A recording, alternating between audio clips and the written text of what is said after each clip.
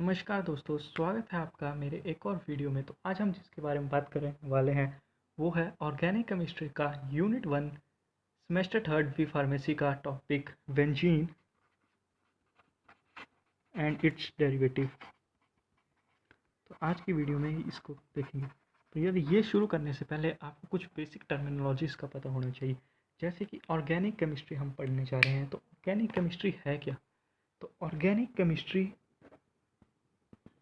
एक ब्रांच है केमिस्ट्री की जो कि डील करती है study of structure, composition, properties, reaction, synthesis of a carbon containing compound.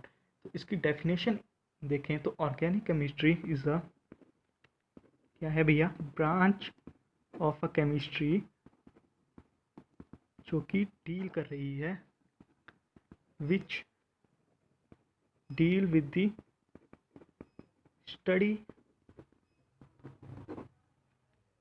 of structure, composition, property, reaction, synthesis of a carbon containing compound. यहाँ पे ध्यान देने वाली बात है, कार्बन कंटेनिंग कंपाउंड्स की ही बात हो रही है और कोई नहीं।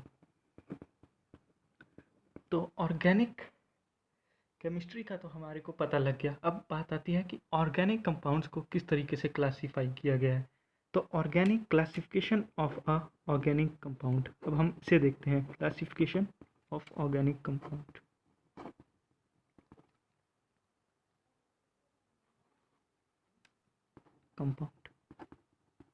तो ये जो है वो दो पार्ट्स में डिवाइड की गई है। कौन कौन से? पहले पे हमारे पास आते हैं एलिफेटिक कंपाउंड्स, दूसरे हमारे पास आते हैं साइक्लिक कंपाउंड्स। साइक्लिक कंपाउंड फिर दो तरीके से डिवाइडेड है, हेट्रोसाइक्लिक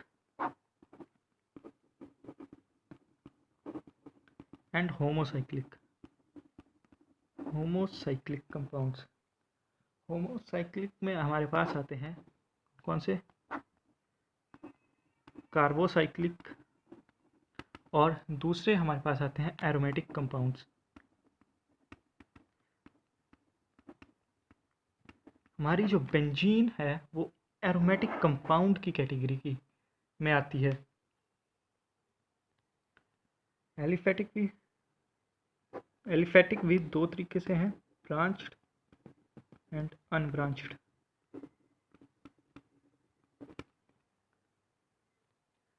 अब जैसे मैंने आपको बताया कि बेंजीन जो है वो एरोमेटिक की कैटेगरी में आती है। तो एरोमेटिक कंपाउंड क्या होते हैं ये भी हमारे को पता होना चाहिए। एरोमेटिक कंपाउंड्स, एरोमेटिक कंपाउंड्स ऐसे अनसैचुरेटेड केमिकल कंपाउंड्स होते हैं जो कि कंजुगेटेड प्लेनर रिंग सिस्टम को कंटेन करते हैं और एकोमेंट होते हैं डीलिक्वलाइज्ड बाय इलेक्ट्रॉन से। तो इसकी डेफिनेशन कैसे लिखेंगे कि they are a chemical compounds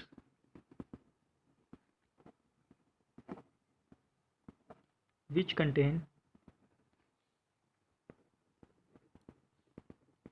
the conjugated planar ring system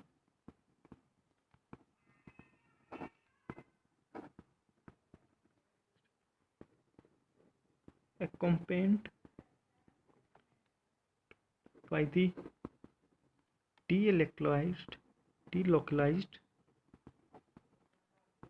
by electron cloud। Aromatic compounds को हम एक और नाम से भी जानते हैं, they are also known as क्या भैया, एरीन्स।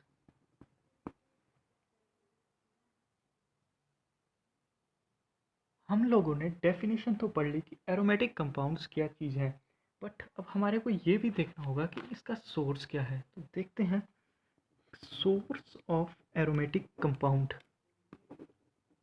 एरोमेटिक कंपाउंड का सोर्स क्या है? अगर हम पुरानी बात करें टिल अबाउट 1950 की, तो एरोमेटिक कंपाउंड्स जो थे वो सिर्फ और सिर्फ कोल से ऑब्टेन्ड होते थे टिल अबाउट 1950 तक। अब कोल क्या है? कोल के बारे में हम देखते हैं कि coal till about 1950 aromatic compound are obtained from coal.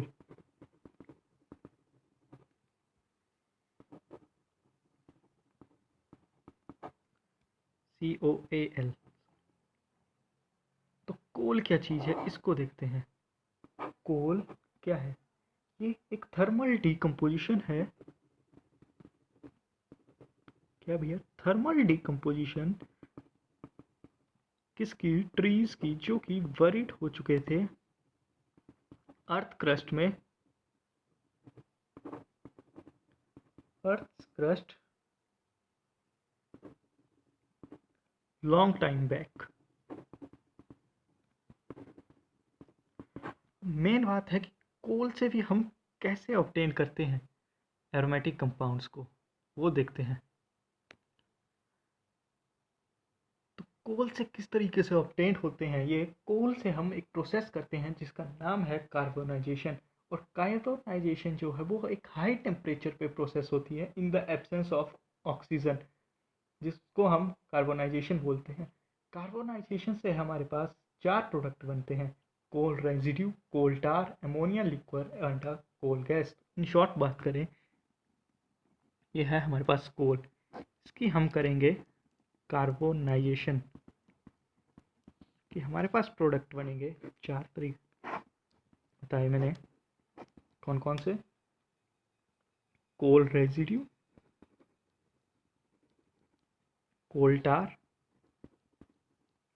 Ammonia liquor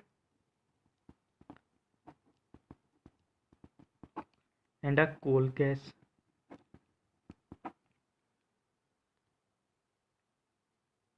जो एरोमेटिक कंपाउंड्स ऑब्टेन्ड होते हैं वो कोल टार की फर्दर डिस्टिलेशन से ऑब्टेन्ड होते हैं, डिस्टिलेशन प्रोसेस से ऑब्टेन्ड होंगे। अब इसकी डिस्टिलेशन प्रोसेस से हमारे पास फ्रैक्शंस ऑब्टेन्ड होती हैं, जैसे कि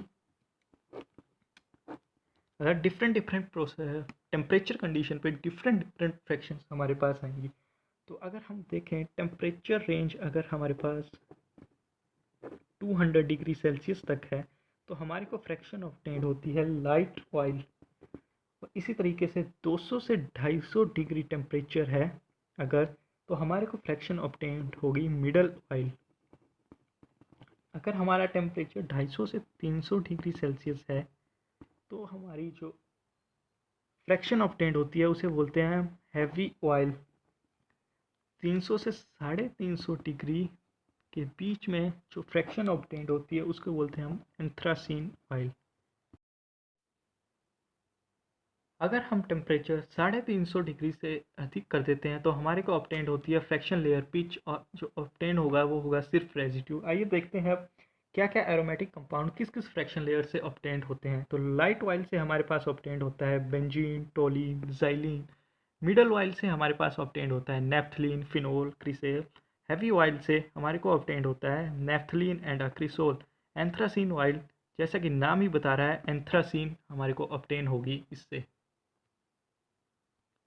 अगर हम बात करें अकेले लाइट ऑयल की तो इसमें कुछ एसिडिक कंपाउंड भी होते हैं, एसिडिक एरोमेटिक कंपाउंड भी होते हैं और कुछ बेसिक भी होते हैं। तो बेसिक का एग्जांपल है इसमें पिरिडीन, और एसिडिक कंपाउंड जो इसके अंदर हैं वो है फिनोल एंड क्रिसोल, जो कि बिल्कुल माइन्यूट क्वांटिटी में प्रेजेंट्स होते हैं।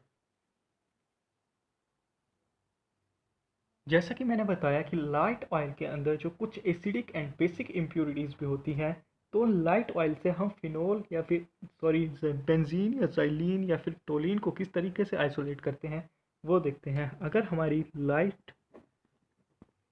पास क्या है, लाइट ऑयल है, उसको हम ट्रीट करवा देते हैं H2SO4 से लो टेम्परेचर पे। इससे क्या होता है, हमारे जो हैं वो बेसिक इम्प्योरिटीज़ रिमूव हो जाती हैं। हो गया बेसिस रिमूव्ड। जो हमारे पास बच गया उसको हम फर्दर सोडियम हाइड्रोक्साइड से ट्रीट करवाएंगे, तो हमारी एसिडिक इम्प्योरिटीज़ जैसे कि फिनोल भी वगैरह वो भी रिमूव हो जाएंगे। और इसकी अगर हम फर्दर डिस्टिलेशन कर दें तो हमारे को बेंजीन, टोलीन एंड ज़ाइलीन ऑब्टेन्ड हो जाएंगे।